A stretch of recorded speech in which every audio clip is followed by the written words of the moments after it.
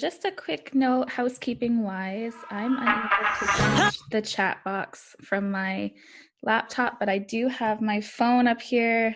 So if you do have any questions, please feel free to drop them into the chat and I can see the chat thread there. So like I said, if you haven't had the chance yet to download the workbook, that's okay. I suggest you have a pen and paper handy. You can take some notes and really focus your attention on the here and now. So if you have your cell phone close by, maybe turn off your notifications, turn it over, and really ground yourself in the present moment in this workshop that we're doing.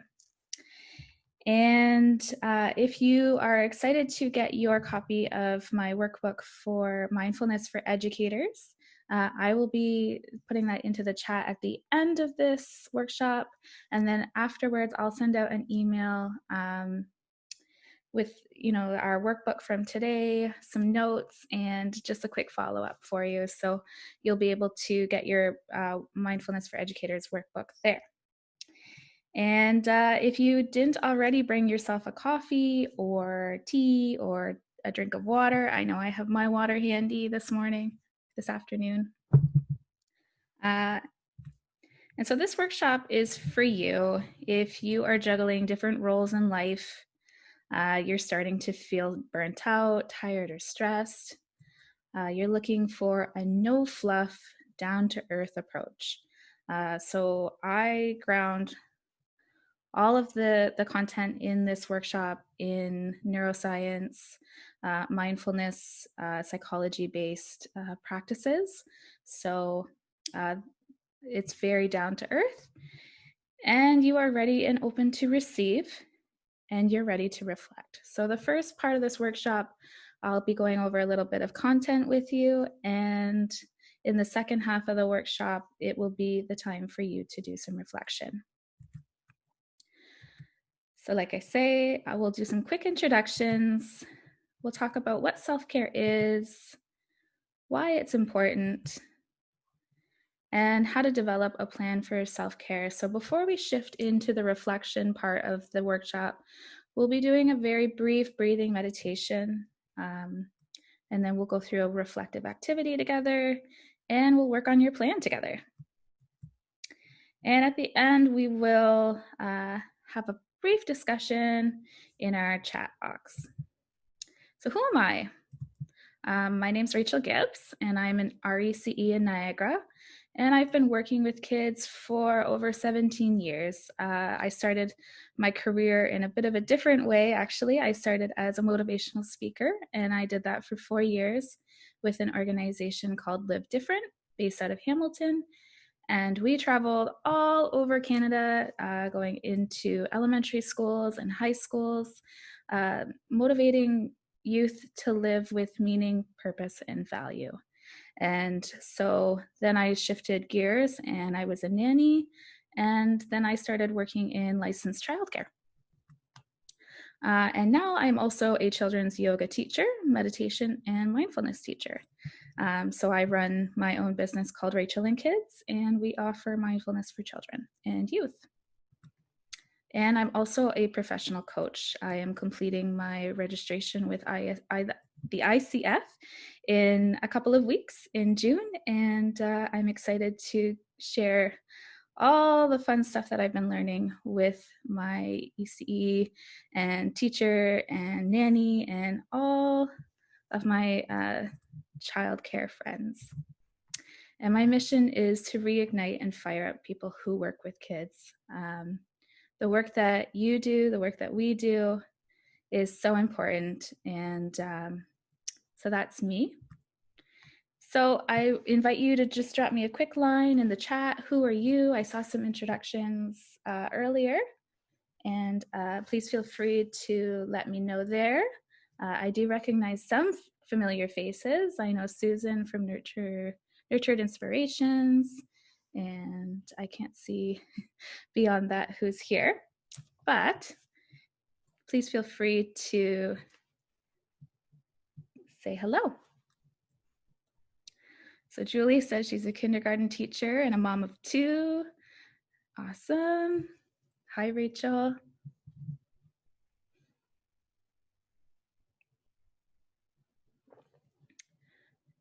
RECE and FDK, kindergarten teachers in Oakville, RECE in a preschool room. Awesome. Infant educator in London Bridge Childcare. And a supervisor, Christine or Kristen, I'm not sure how you pronounce that. You're a supervisor in the preschool room and a JKSK French teacher in a private school. Awesome. REC in a before and after school care. REC working in a toddler program, 2 children at home. Awesome. Good stuff. REC in an Aboriginal Head Start, co-lead preschool, and single mom of 1. Wow. And an RECE in a toddler room. I am also an RECE in a toddler room. I teach. I have 5 toddlers all to myself. Busy, busy room. Awesome. Well, you guys can keep dropping in your introductions in the chat box there. And we'll go right into what is self-care? What does it mean to you? So you can feel free to put that in the chat. And I just put together some things that come to mind in popular culture. So sometimes people think that self-care is beautifully curated and picture-worthy. You can see it on Instagram, social media, something you have to buy, whether that's buying face masks or oils or things like that, something you do alone, anything that makes you feel better, right? And it might be only for women. One size fits all. So what works for me is going to work for you. So I would say that these are all myths.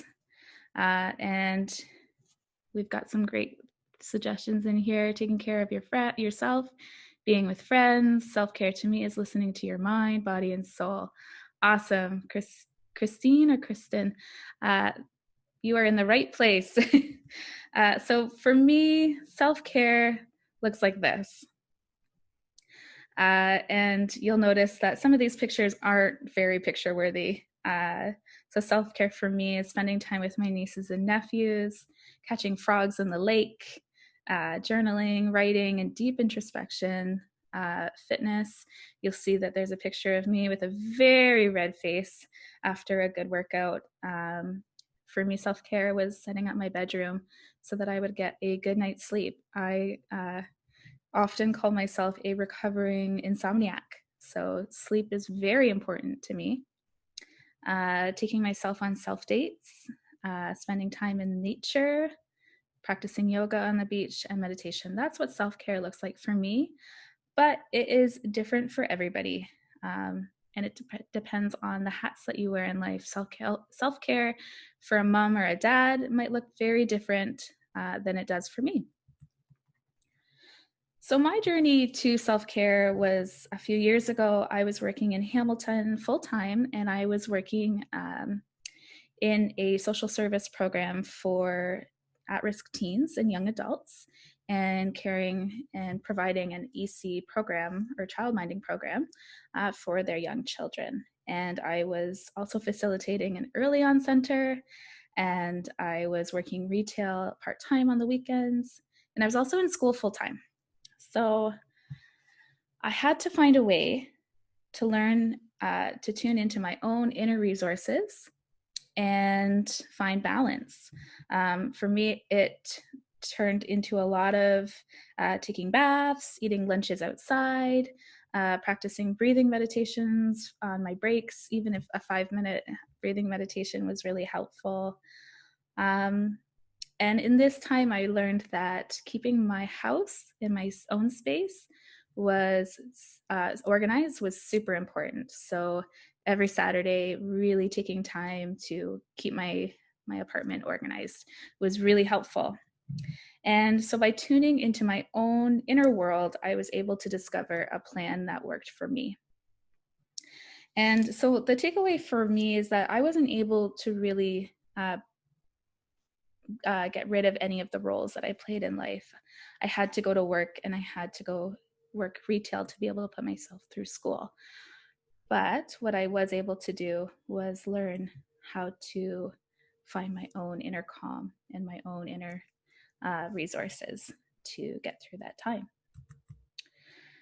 So what is self-care? And for the purpose of this workshop, I take a bit of a mindful approach. And to me, self-care is cultivating mindful awareness of where we are right now and discerning the next right wholesome choice for you. And we can begin to recognize where we are or our emotional state by developing inner awareness and having the ability to gauge where we are at within our window of tolerance, or what I like to call our zone of greatness. And I have a quick little video here just to describe what the window of tolerance looks like.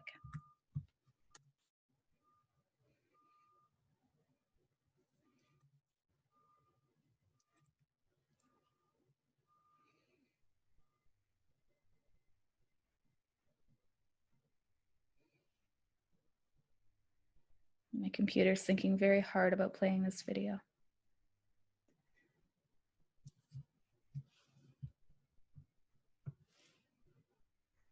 Sorry, guys. Whoop.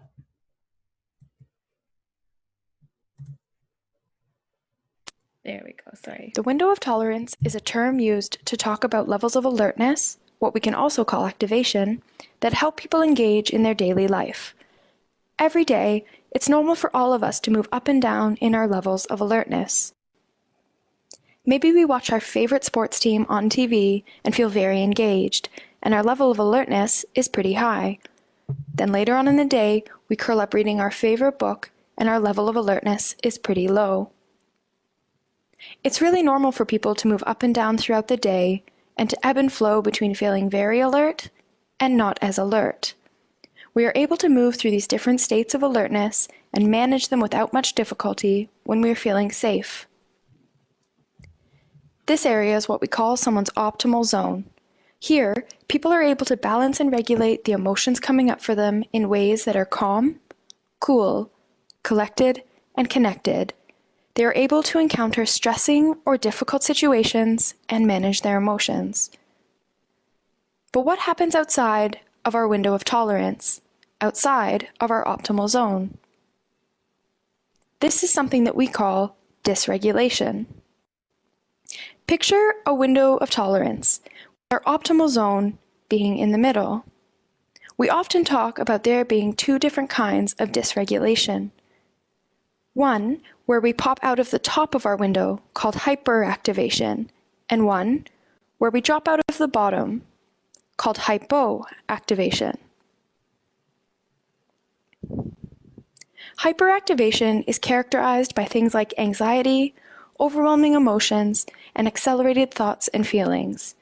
Sensations in our bodies that would tell us that we're here are things like increased heart rate, quickened breath, and maybe shaking or sweating.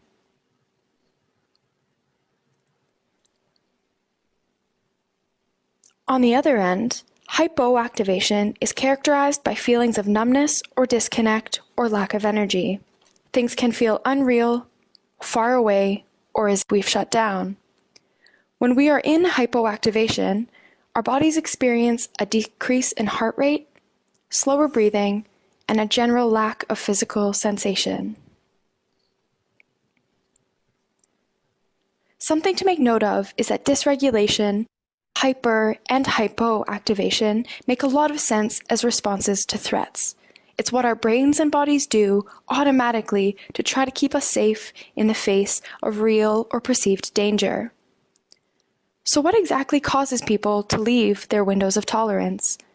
Well, we know that a lot of different things can contribute to the increase or decrease in someone's level of activation. Danger is a primary reason. For example, a loud noise may increase someone's level of activation and send them to the top of their window.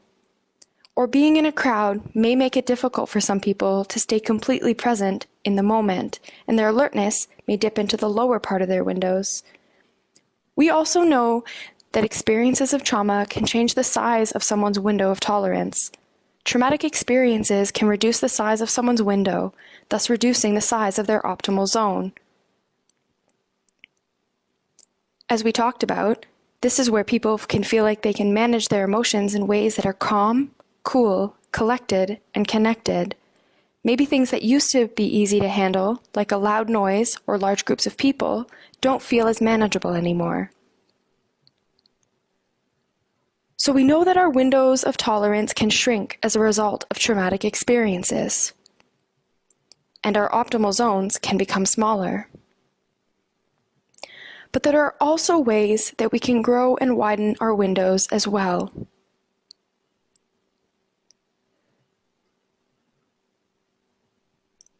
Learning to recognize the signs that we are outside of our window can be the first step in helping us stay in it. Then, practicing ways to intentionally manage our activation can bring us back into our windows when we find ourselves dysregulated. Most people benefit from guidance in this process, and you deserve support. And now we know a little bit more about the Awesome. So for some, this might be a review, and for some, this might be new information. For educators that work with kids, we talk a lot about self-regulation in the early years, and the same goes for us. So what I call self-regulation or being regulated, I call that our zone of greatness. So by practicing consistent self-care, it can help us return to our own zone of greatness or our window of tolerance. So before I play this quick clip from Oprah, feel free to just drop into the chat any ideas that you have around why it's so important to take care of yourself. And as you're doing that, I will play the second quick video here.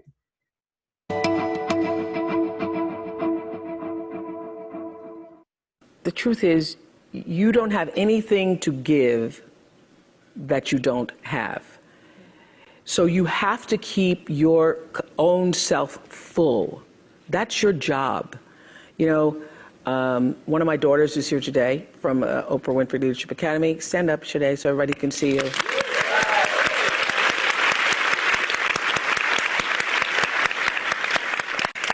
You're going to end your first year soon. Oh my God, it's first year.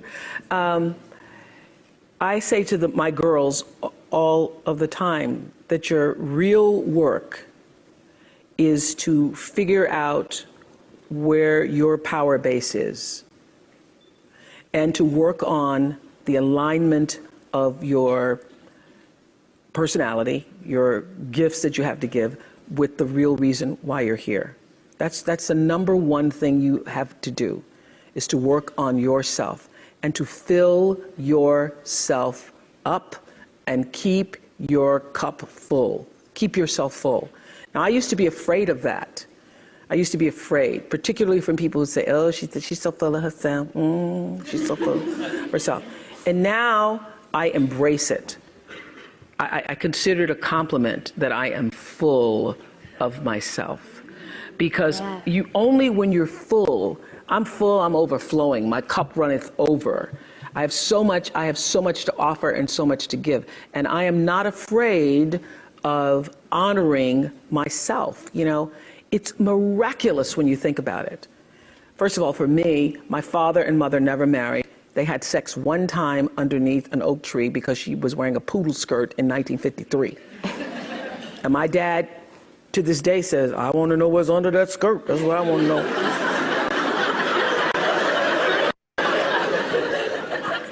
He wanted to know what was under the skirt. They didn't really have a relationship. She wanted one, but, you know, he went under the skirt and then that was it. And one time under the oak tree, bam, Renaissance woman is born. It happened there. That's why I know my life is bigger than that. My life has to be bigger, as yours is, bigger than a poodle skirt. It's much bigger. The design, the reason why here is much bigger than, oh, I think I want to see what's under there. So the ability to take care of that, to honor yourself and that which is greater than yourself, that which was the reason for your being here. That there's no selflessness in that. Because only through that do you have the ability to offer yourself your whole self, your full expression of who you are to the rest of the world. Awesome. So I see lots of great uh, things in our chat here about why self-care would be important. And you're absolutely right. We live in a world that's constantly pulling us in different directions. We're constantly being bombarded with stimuli outside of our jobs alone. We live in a very busy world. And then when we go into our work, the demands on educators and the people who nurture our children are greater than ever. You know, we have a lot to, I call it keeping the balls in the air, where we have so many different things that we're constantly managing. And we also know that working with children requires us to respond in ways that are calm, cool, collected, and connected. So what we know about the nervous system is that in order to regulate a dysregulated nervous system, we need to be regulated. So it starts with us, and it starts with practicing our own self-care for ourselves. And so I love this graphic. This actually just came up on my social media yesterday, and you might have seen it as well. She's a really incredible artist based out of BC. And I loved the way she displayed this here. We can't pour from an empty vessel. So our students count on us to have a calm that we can share, we can share with them. And we need to be regulating ourselves to be able to co-regulate with others. And when we take care of ourselves, we take care of our students. And I would even go a bit deeper than that.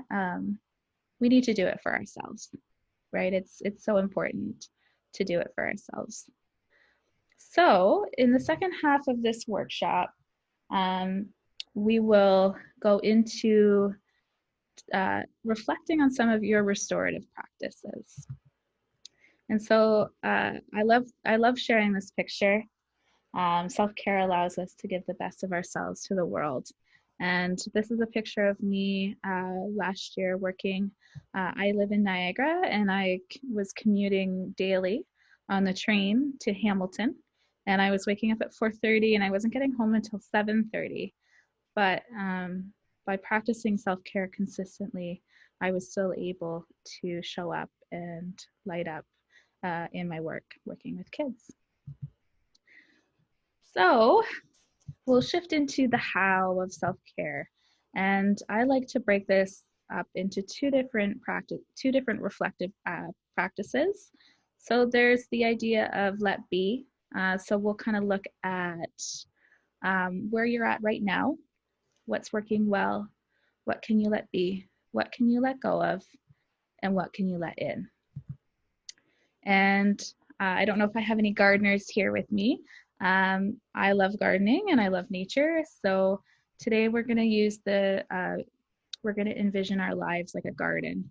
And so you can look at a garden or witness a garden, you can pull the weeds, and you can plant flowers. So we're going to reflect on the 7 areas of health using a tool called the Wheel of Health. And then we're going to look at the garden of your life and assess where you are right now, and just identify what's working well and what you can let be. Next, we're going to pull the weeds, looking at any areas of your life that are no longer serving you, things that you can let go of. And lastly, we'll look at what you want to cultivate moving forward. What would you like to let in? And then using that information, we can create your plan for self-care. So this is our Wheel of Health tool, and I have some notes here that I like to follow as I'm going around this. But you'll find that you are in the center of the Wheel of Health. And in the yellow, that's our mindful awareness. So that's when we take time to pause, pay attention to what's going on in our internal and external world, and being aware of where we are. And in the outside ring there, you'll see prevention and intervention and conventional and complementary approaches. And this is things like going to a doctor, alternative health practitioners, whether you need to go into counseling or speak to a mental health professional, having some outside support. So starting in our ring here, there's the mind-body connection, and that is looking at the connection between your state of mind and the physiological functions of your body. So we know that they're interrelated, right? So the way that we think affects how we feel and then affects how we act, right? So that's being aware of the mind-body connection. Then we look at our movement, exercise, and rest. And this is looking at finding movement that works for you, movement that you enjoy, and your rest. When are you taking time to wind down? Then we look at nutrition, and we know that your nutrition affects your health. And so this is looking at your eating habits and identifying foods that support your overall health. Then we look at personal and professional development and just, that ongoing assessment of where you are in your personal and your career goals or your life goals. And this is a really good time to be mindful during times of transition. And right now is a great time to really reflect on your career and where you're going. Then we look at our physical environment. My educator friends, I'm sure we are all aware of the importance of our environment and how that can affect our moods and our health. Then we go into our relationships and communication. So having supportive community connections and having healthy connections with your family, friends, your partner if you have one. And we know that that's important to our health. And last, looking at our spirituality. So this looks like many different things to many different people. And this can be formal religion, or it can be a connection with nature. That's what works well for me. But, we know that religion, prayer, and spiritual connection is very important. So before we shift into the next half of the workshop, we're going to be doing a lot more reflection. But before we do that, I just want to invite you to kind of ground in. We've kind of done a lot of absorbing information. And so I'm just going to lead a brief little meditation. If meditation's new for you or uncomfortable for you, feel free to just, turn your gaze down or, just find stillness in your body. And there we go. So we'll just take a moment, and you can relax your feet on the floor, your seat in wherever you're sitting. And we'll just take a nice deep breath in and a deep breath out.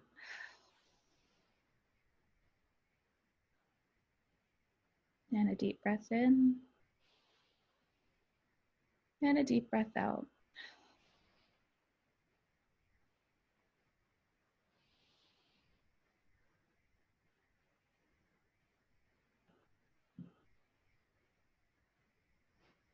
And so as we shift into the second part of our workshop, I invite you to reflect on where you are right now in your window of tolerance. And are you feeling activated? Are you feeling on the higher end? Are you feeling stressed, tired? Or are you on the other side of it? Are you feeling sleepy or sluggish and tired?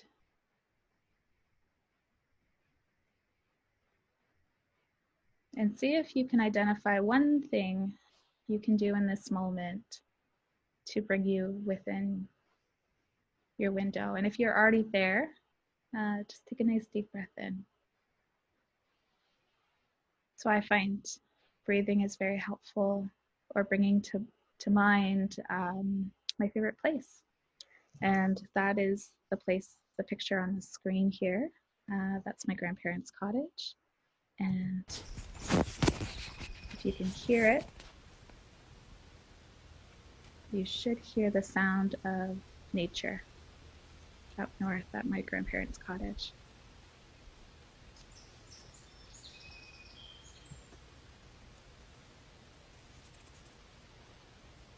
And it seems to be taking a bit of time. But for you, I invite you to bring to mind whatever that place looks like for you. And we'll just take one more deep breath in here. And a deep breath out. And we'll come back to our workshop here.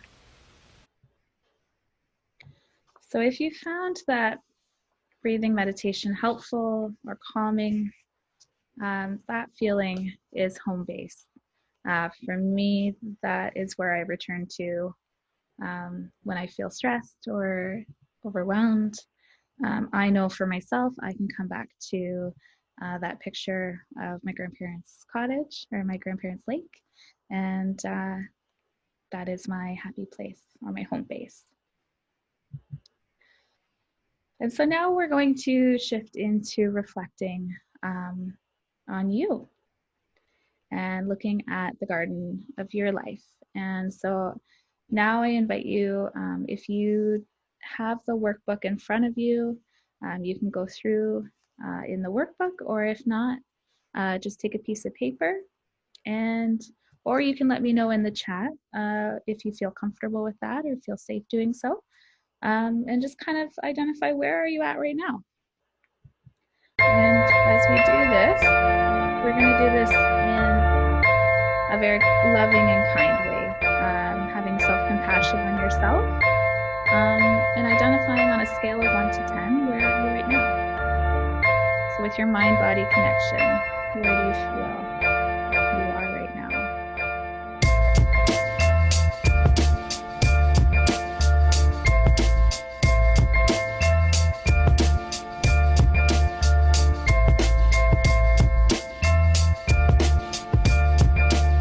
And with your movement, exercise, and rest, where do you feel you are?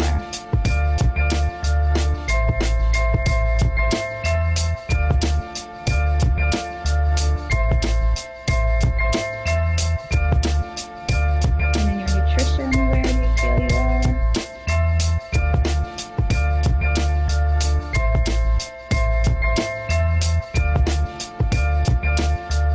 Your spirituality.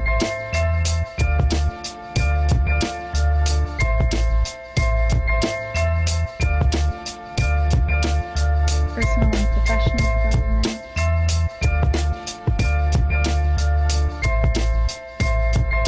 Your physical environment.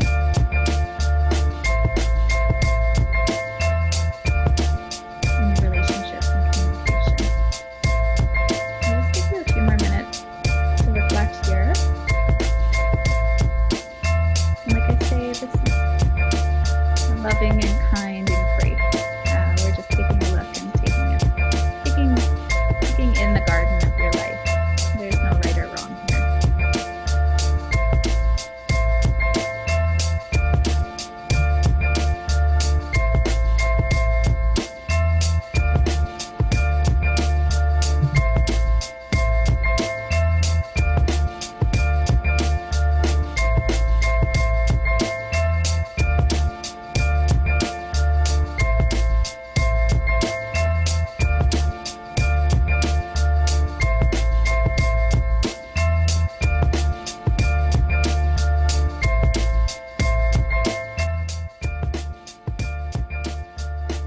There we go. So I see that you're saying that it's hard to hear above the music. If I don't have the music playing, is that helpful? Just give me a thumbs up in the chat if that is better for you. Perfect, awesome. So I just won't play the music clips there then. So next so if you couldn't hear me, we just did a quick reflection kind of taking a look at the different areas of your life. And awesome. Oh, here we go. We got lots of great comments coming in. So a lot of people are saying you're doing well, you're in a good place. That's awesome. Very nice. All right, so here we go. So then that's awesome. So identifying what's working well is amazing, especially when you're in times of feeling well. Being aware of that is awesome for the moments when you have a tough day, because then you can go back to what you know is going to fill you up. So I see gardening, playing with your kids, cooking, listening to music, exercising, your daily walks. That's awesome.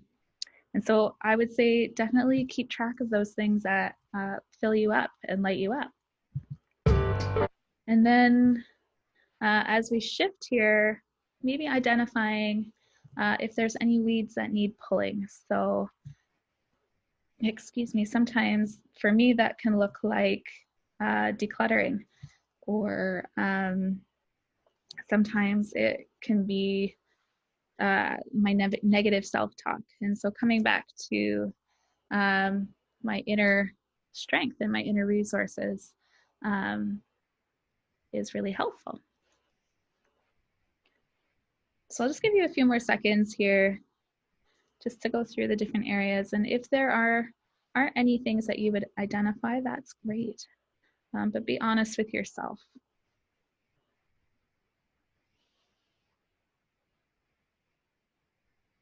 Oh, that's great. So I'm having to shift my things to fill me up, as work and seeing children and coworkers daily is a huge part of my happiness. Me too.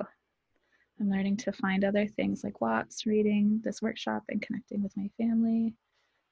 Awesome. Unrealistic expectations of myself. Perfect upkept home and well-planned activities with your kid. Yeah, absolutely. Having that self-compassion is really important right now, for sure. This is a tough time for everybody, right? And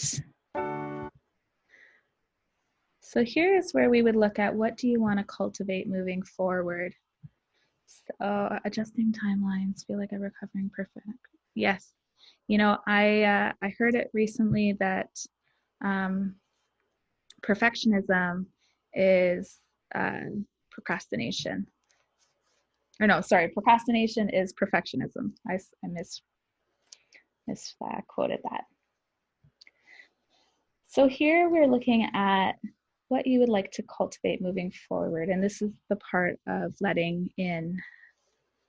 So if there's any new things that you would like to cultivate, this can look like cultivating gratitude, or resilience, or self-compassion,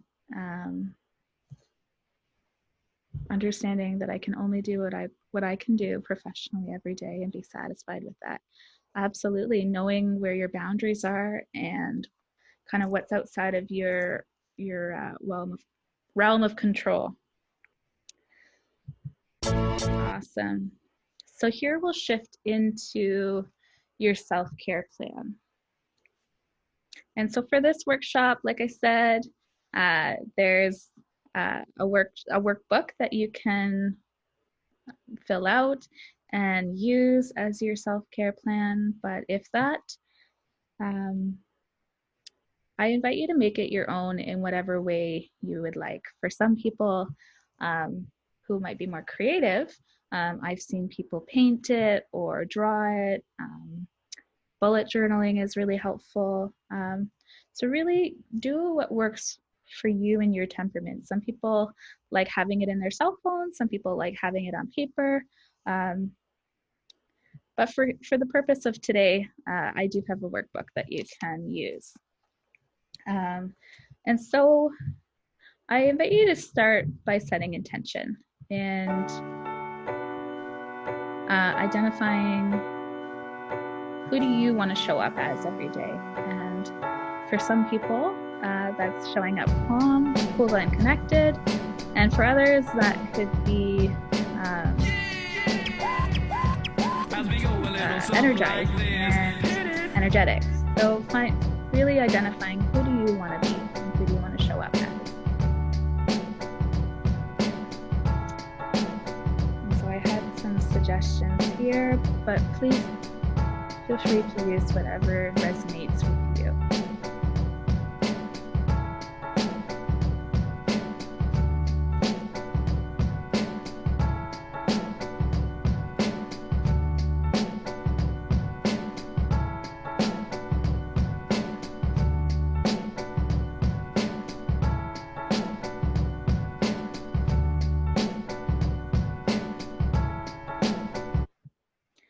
And then I like to, awesome guys.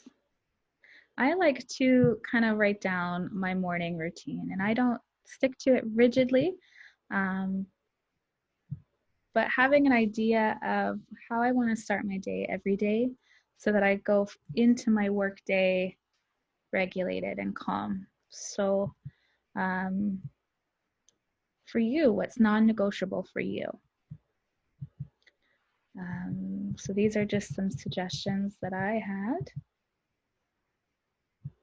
Oops, sorry. But what works for you?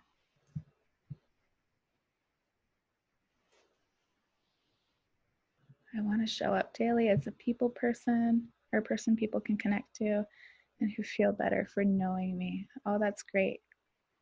Calm, passionate, creative, and helpful. I want to show up as a mom who knows, brings more meaning to the world for my son. Awesome. These are great intentions, guys.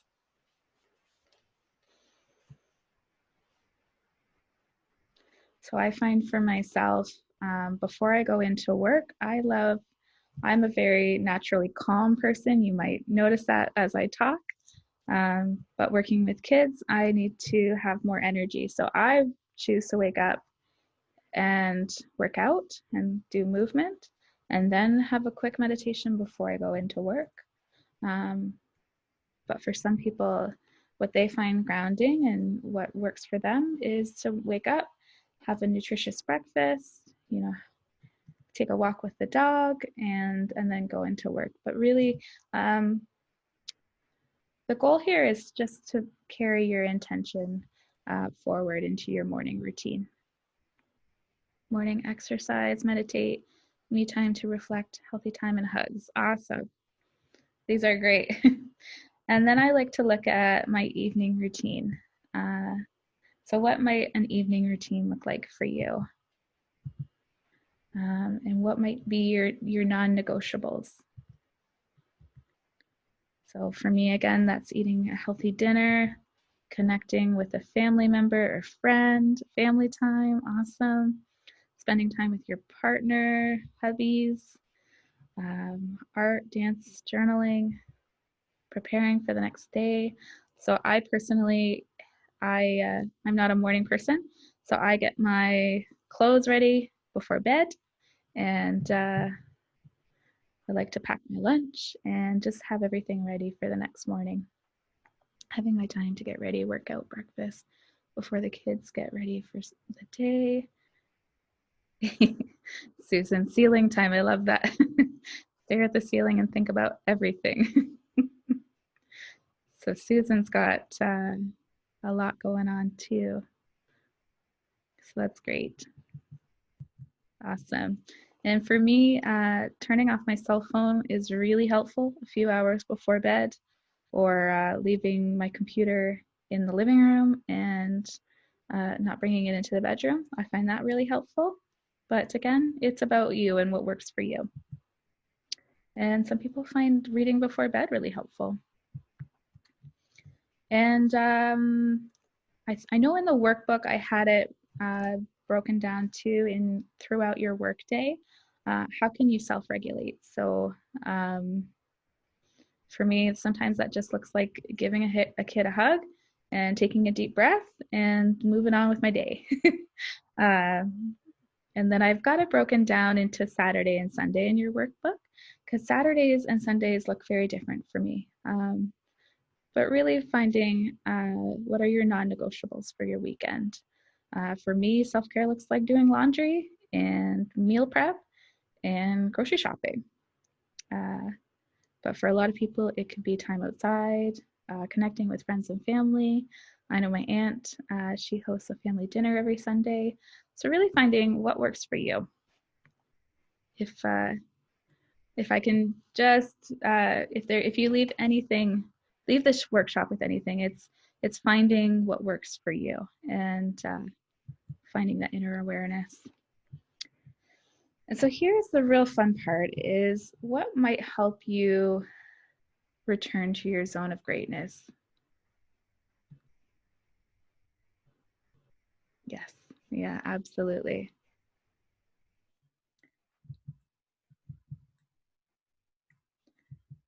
So these are just some suggestions I had.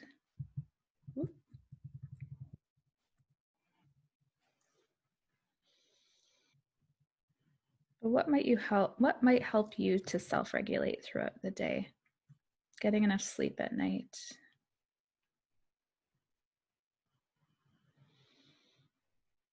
Observe your pets. Oh, that's a great one.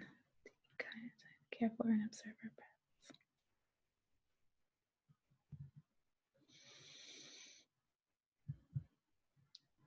And then the other thing to consider is what will help you to expand your window of tolerance. So if you remember back at the beginning and when we were watching that video, so our window of tolerance can shrink or it can expand. So yeah, music is huge, power naps, hugging and snuggling your kids. Gardening works really well for a lot of people, taking mindful walks, decluttering and organizing spaces, connecting with friends or family. And Soul Sunday, practicing gratitude, yoga, speaking to a mental health professional or a coach. Those things are all very helpful. Actually taking the time to taste your food and the drinks we indulge in, yeah, that's awesome. So just bringing that mindful awareness to our day-to-day activities. Absolutely. And so the last part is looking at how are you going to put this self-care plan into action? Where are you going to put your plan of self-care? For some people, it looks like having it on the fridge. Before I moved where I am now, I had mine looks a little bit different than yours because I need to update mine to the workbook that we did. But I used to have this on my fridge, and I used to have a little copy of it framed in my bathroom, just as that reminder as I'm going about my day-to-day, just to as I'm going about my daily routine, to just see it and take it in subconsciously. And I find that really helpful. Some people might have it on their computer. Some people might have it in their kitchen, their living room, your bedroom. So wherever you find it helpful. And who can you rely on to support you? Oh, that's awesome. I might help my son make one too. That's great. And so this can be your hubby, this could be a partner. If you do work with a counselor, having your counselor support you. If you need a coach, that's what I offer. But who is going to support you? Friends, family. There's lots of people out there that who will want to help you out. And how are you going to remind yourself? And so I have a couple things that I can show you here. So one thing that I find helpful, I have bracelets that I wear, and sometimes they just remind me to take a breath, breathe. Some people have water bottles that kind of light up. Yes, kids can definitely support for sure.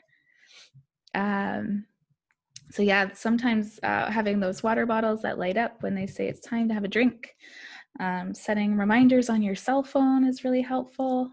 So lots of ideas. Family, that's great. And how will you keep track? So some people, I know someone who loves to keep a tracker of all their daily habits, and she gives herself a gold star.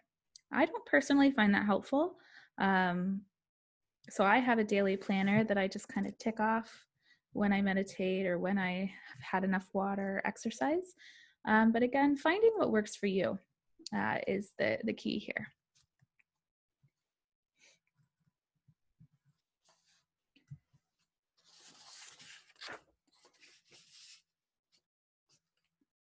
And so as we're closing here, we're almost out of time. I'd love for you to share in the chat what your intention is moving forward and one way that you're going to put your self-care plan into action. And I'll take the opportunity now just to share. I'm also going to offer another follow-up call on Monday at noon where it's more of an informal, you can chat with me. If you have any questions, anything like that, we can have some time to connect. I feel like different things work for me at different times, absolutely. I'll do stencil painting of cue words for my plan as a creative outlet as well. That's great. Awesome. I really like how everybody's taking it and using what works for them. That's awesome.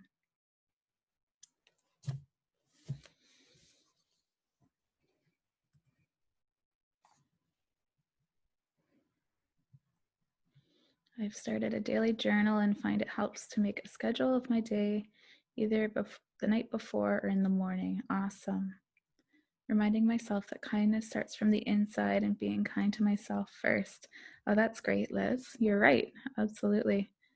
And that's why I called this workshop Inside Out, because it really starts from the inside out. My intention is to be more reflective, stop and reflect on my work, family, my future, and my present. I think I'll add this during my only quiet time before bed. That's awesome. I'll be starting to think more of what I can do to regenerate myself, going out for walks, breathing the fresh air, decluttering, and cleaning more often, and reconnecting with my friends. I will go back to my art and have more time for myself. Awesome, guys. And one thing I want to share before we leave this is if there is something new that you're adding to your self-care plan, just like with a garden, if it plants, and that's great. And if not, that's okay too. Listen to your inner knowing and your inner resources that tells you if something is working or not. Self-care isn't meant to stress you out. I always go back to that. It's about finding what is going to help you regulate. So that is all that I had for us today. Thank you for joining me. I really appreciated that you made the time to join me, and I really appreciate that you took the time for yourself and for all your comments and your engagement in the chat. That was awesome. And like I said, I will be offering another follow-up workshop on Monday. If you have any questions, if you want to dig deeper into a part of your self-care plan that's kind of a sticking point for you, I will send that information out in a follow-up email. And like I said, I have a workbook for you. Let's see here.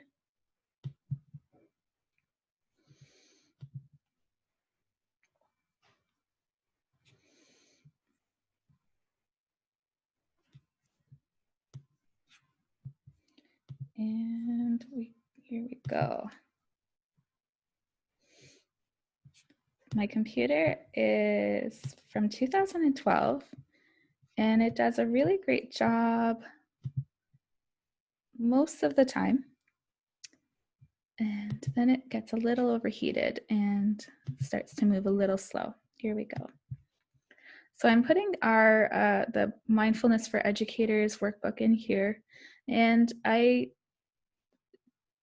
kind of changed direction a little bit with this workbook. So I've actually included one activity in this workbook, and I'll be putting out more continuously. I find for myself, when I see a whole bunch of mindful activities, it's hard to know which one I want to do. So I thought, to keep it simple and not to overwhelm, we'll start with one, and keep checking into my website, rachelgibbs.com, and there will be some uploaded more often. Awesome. Well, that is the end of our workshop today. And feel free, if you want to hang around and ask me any questions. I'll be around for a few more minutes. And if not, you can connect with me on Instagram, Facebook, and my website. But awesome. Thank you so much, guys. I really appreciate you joining.